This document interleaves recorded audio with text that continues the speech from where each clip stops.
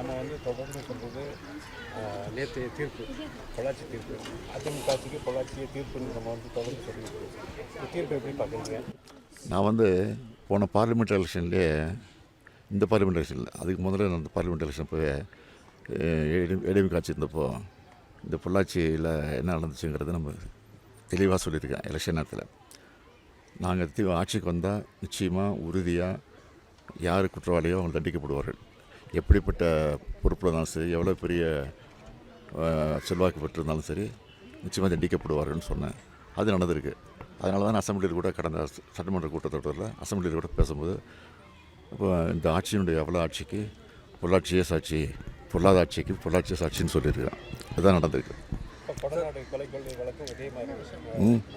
அதுவும் போயிட்டுருக்கு. அதுவும் இந்த உரிய தண்டனை வழங்கப்படும்.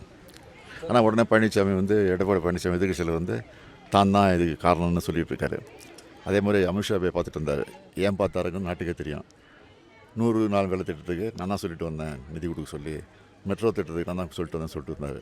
இந்த மாதிரி ஒரு அம்பக்கா ஒரு பொய் பித்தலாட்டத்தை சொல்கிறது தான் பழனிசாமியுடைய வேலையாக இருக்குது. அது மக்களுக்கு நல்லா தெரியும்.